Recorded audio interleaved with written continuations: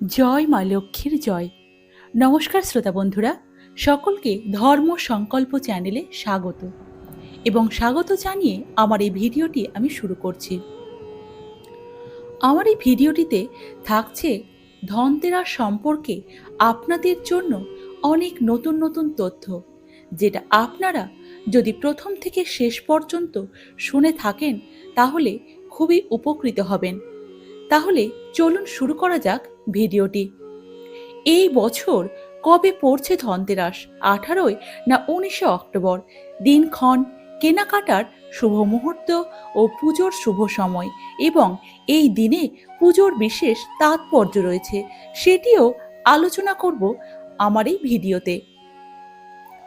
ধনতেরাসে ভুলেও এই কাজগুলি করবেন না, না হলে সারা বছর ফল ভুগতে হবে, অর্থ কষ্টে জর্জরিত হবে জীবন।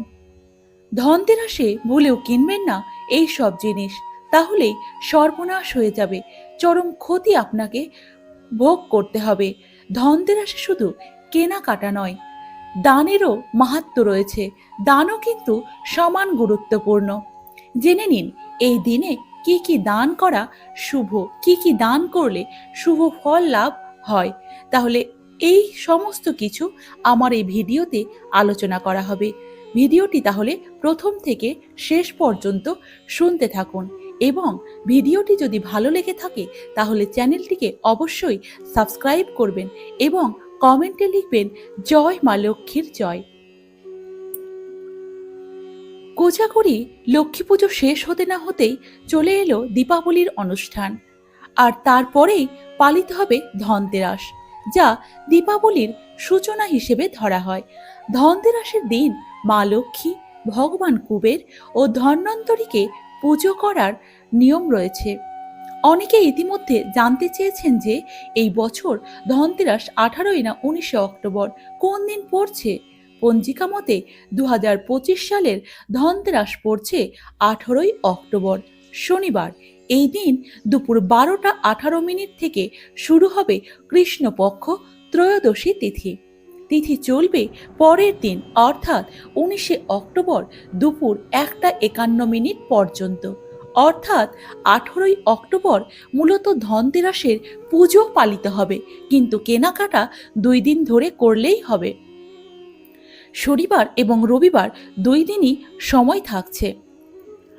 ধনতেরাসকে ধনত্রয়োদশী বা ধন্বন্তরী জয়ন্তীও বলা হয়, কারণ আয়ুর্বেদের জনক ধন্বন্তরীর এই দিনেই সমুদ্র মন্থন থেকে আবির্ভূত হয়েছিল বলে মনে করা হয় এবং আমাদের শাস্ত্রেও এটার উল্লেখ রয়েছে। তাই স্বাস্থ্য, সম্পদ ও সমৃদ্ধির প্রতীক হিসেবে ধনতেরাস বিশেষভাবে গুরুত্বপূর্ণ। এবারের ধনতেরাসের আরেকটি বিশেষ দিক হল ব্রহ্মযোগ ও উত্তরা ফাল্গুনী নক্ষত্রের সমাহার। দৃকপঞ্জিকা অনুসারে 18 অক্টোবর সকালে ব্রহ্মযোগ শুরু হবে এবং রাত 1টা 48 পর্যন্ত চলবে। একই সঙ্গে সকাল থেকে বিকেল 3টে 41 পর্যন্ত থাকবে পূর্ব ফাল্গুনী নক্ষত্র। এরপর যুক্ত হবে উত্তর ফাল্গুনী নক্ষত্র। জ্যোতিষশাস্ত্র অনুযায়ী এই বিশেষ সংমিশ্রণ পুজো এবং ক্রয়ের জন্য অত্যন্ত শুভ ফলদায়ী বলে মনে করা হয়। জ্যোতিষশাস্ত্র মতে ধনতেরাসের বিভিন্ন শুভ সময়ের মধ্যে রয়েছে ব্রহ্ম মুহূর্ত ভোর 4টে 43 থেকে 5টা 33 পর্যন্ত, কিন্তু এত সকালে কেনাকাটা সম্ভব নয়। তাহলে এবার দেখে নিই অভিজিৎ মুহূর্তটা। সকাল 11টা 43 থেকে দুপুর 12টা 29 পর্যন্ত, এটাও কিন্তু কেনাকাটার একটা শুভ সময়। প্রদোষকাল সন্ধে 5টা 48 থেকে রাত 8টা 20 পর্যন্ত। বৃষভকাল সন্ধে 7টা 16 থেকে রাত 9টা 11 পর্যন্ত। তাহলে আমরা জেনে নিলাম কখন কখন আমাদের কেনাকাটার শুভ সময় থাকলো। পঞ্জিকা বিশারদদের মতে যে পরিবার ধনতেরাসে প্রদোষকালে লক্ষ্মী, কুবের, পুজো করে থাকেন সেখানে সারা বছর ধনসম্পদের বৃষ্টি হয় বলে মনে করা হয়।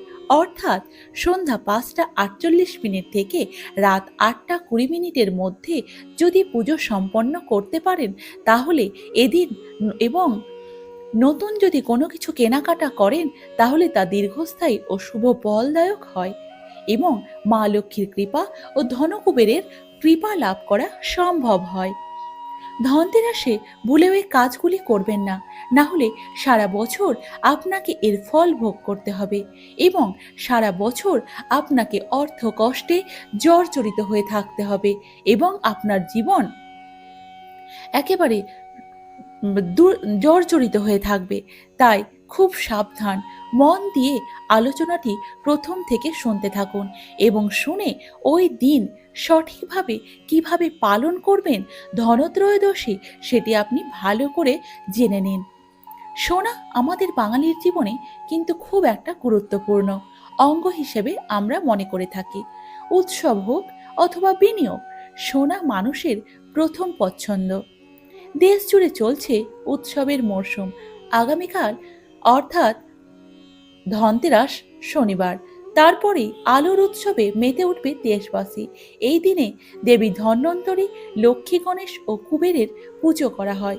পৌরাণিক কাহিনী অনুসারে এই দিনে ধনতেরাসের দিনে নতুন জিনিস কেনা শুভ বলে মনে করা হয়, কারণ এই ধনতেরাসের দিনে লোকেরা বাসনপত্র, যানবাহন, সোনা, রূপা ইত্যাদি কিনে থাকেন। ধনতেরাসের দিন সোনা, রূপা, পিতল, ঝাড়ু, বাসনপত্র ইত্যাদি জিনিস কেনার চল রয়েছে। এমনটাই মনে করা হয় যে এই দিনে এই জিনিসগুলো কিনলে ঘরে মা লক্ষ্মী ফিরে আসেন, সমৃদ্ধি আসে। তবে কিছু কাজ আছে যা ধনতেরাসে করা একেবারেই উচিত নয়। মনে করা হয় যে এই দিনে এই কাজগুলি করলে তার ফল ভোগ করতে হবে আমাদেরকে সারা বছর ধরে। তাহলে চলুন প্রিয় শ্রোতা বন্ধুরা, জেনে নিই ধনতেরাসে কোন কাজগুলো ভুলেও করা যাবে না এবং কখনোই এই সামান্য ভুলগুলিও করবেন না। তাহলে চলুন শুরু করি এই সম্পর্কের কথাগুলো। ধনতেরাসের দিনে কালো রঙের কিছু কেনা উচিত নয়। হিন্দু ধর্মে কালো রঙকে নেতিবাচকতার প্রতীক হিসেবে মনে করা হয়। এমন পরিস্থিতিতে ধনতেরাসের দিনে কালো রঙের জিনিস কেনা থেকে নিজেকে বিরত রাখা উচিত। মনে করা হয় যে শুভ দিনে কালো রঙের জিনিস কেনা জীবনে নেতিবাচক প্রভাব ফেলে। ধনতেরাসের দিনে ভুল করেও কাচের বাসনপত্র বা কাচের কোনো জিনিস কেনা শুভ নয়। ধনতেরাসকে মানা হয় সমৃদ্ধি ও সম্পদ অর্জনের উৎসব। এমন পরিস্থিতিতে এই দিনে কাচের বাসন কেনা আপনার জীবন এবং বাড়িতে অশুভ প্রভাব ফেলতে পারে। জ্যোতিষশাস্ত্র অনুসারে লোহা শনিদেবের সাথে সম্পর্কিত এবং ধনতেরাসের উৎসব দেবী লক্ষ্মী এবং ভগবান গণেশ এবং কুবেরকে উৎসর্গ করা হয়। এমন পরিস্থিতিতে এই দিনে লোহার জিনিস কেনা অশুভ ফল দিতে পারে, আপনাকে আর্থিক সমস্যার সম্মুখীনও হতে পারে। মনে করা হয় যে ধনতেরাসের দিনে সরিষার তেল কেনা অশুভ, যা আপনার জীবনে বিরূপ প্রভাব ফেলতে পারে। এছাড়াও অনেক সমস্যায় আপনি পড়তে পারেন। ধনতেরাসের দিনে ভুল করেও প্লাস্টিকের কোনো জিনিস কিনবেন না। এটা মনে করা হয় যে এটি সুখ শান্তি নষ্ট হয়। ধনতেরাসের দিন থেকেই দেবী লক্ষ্মীর পুজোর প্রথা রয়েছে। ধনতেরাস দিয়েই শুরু হয় দীপাবলি, তাই সন্ধ্যার পর ভুল করেও এই দিনে ঘর থেকে বের হওয়া উচিত নয়। ধনতেরাসের দিন দক্ষিণ দিকে প্রদীপ জ্বালাতে ভুলবেন না। ধনতেরাসের দিন 5টি প্রদীপ জ্বালান এবং মা লক্ষ্মীর কাছে রাখুন। ধনতেরাসের সন্ধ্যায় কারোর সঙ্গে টাকা লেনদেন করবেন না। ধনতেরাসের দিন গোটা ধনে কিনতে কখনোই ভুলবেন না। ধনতেরাসে ভুলেও কিনবেন না এইসব জিনিস, তাহলে সংসারে সর্বনাশ হয়ে যাবে এবং জীবনে চরম ক্ষতি হতে পারে। সোনার উপর সঙ্গেই আরও নানা জিনিস কেনার চল রয়েছে এই দিনে। তবে আপনি কি জানেন এমন কিছু জিনিস আছে যা এই ধনতেরাসের দিনে একদমই কেনা উচিত নয়? ধনতেরাস মানে কিনা সোনা রূপো কেনার সময়, কিন্তু এই দিনে বিশেষ করে সবচেয়ে বেশি লোক হয় সোনার দোকানে। এই দিনে সোনা রূপো বা ধাতুর জিনিস কিনলে ঘরে সৌভাগ্য আসে, আগমন হয় মা লক্ষ্মীর, আশীর্বাদ মেলে ঐশ্বর্য ও সম্পদের দেবতা কুবেরের। এমনকি এই দিনে সিদ্ধিদাতা গণেশেরও পুজো করার উল্লেখ রয়েছে। তবে এই দিনে সোনা ছাড়া আপনি অনেক কিছুই কিনতে পারেন, যেগুলো আবার আবার অনেক কিছুই আপনার না কেনাই শুভ বলে মনে করা হয়। এই ধনত্রয়োদশীতে গয়না কেনার কিন্তু চল খুব রয়েছে। সোনার উপর গয়না কেনেন সবাই, তবে তাই বলে আবার যেন কেউ ইমিটেশনের গয়না কিনে বসবেন না। ধনতেরাসের পুজো করতে গেলে ঘি তেল তো লাগবেই, কিন্তু তা আগে থেকেই কিনে রাখুন। এই দিনে তেল ঘি কিনবেন না। পোশাক কিনলেও মনে রাখবেন তার রং যাতে কোনো রকমভাবে কালো না হয়।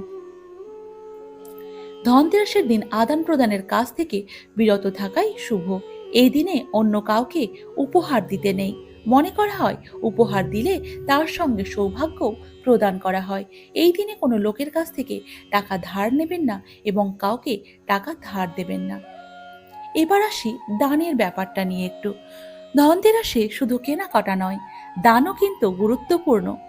জেনে নিন এই দিনে কি কি দান করা শুভ, কি কি দান করলে আমাদের সংসারের কল্যাণ হবে, মা লক্ষ্মী আমাদের গৃহে বাধা থাকবে। ধনতেরাসে সোনা এবং রূপো কেনা যেমন শুভ, তেমনি এই দিনে দান করাও অত্যন্ত শুভ বলে মনে করা হয়। আর তাই না হলে মা লক্ষ্মীর কৃপা লাভ কখনোই সম্ভব নয়। তাহলে চলুন জেনে নিই ধনতেরাসে কোন কোন জিনিস দান করা অত্যন্ত শুভ বলে মনে করা হচ্ছে। ধনতেরাসের দিন সোনা রূপা বাসনপত্র জামা কাপড় গয়না এবং ঝাড়ু কেনা খুবই শুভ। তবে এর পাশাপাশি ধনতেরাসের দিনে দান করাও সমান গুরুত্বপূর্ণ। তবেই কিন্তু মা লক্ষ্মী আপনার ওপরে সদয় হবেন। ধনতেরাসের দিনটি দেবী লক্ষ্মীকে উৎসর্গ করা হয়। লক্ষ্মী এবং শুক্র গ্রহ সাদা জিনিসের সঙ্গে সম্পর্কিত। অতএব ধনতেরাসে আপনার সামর্থ্য অনুযায়ী চাল, চিনি, দুধ এবং আটার মতো সাদা জিনিস দান করুন।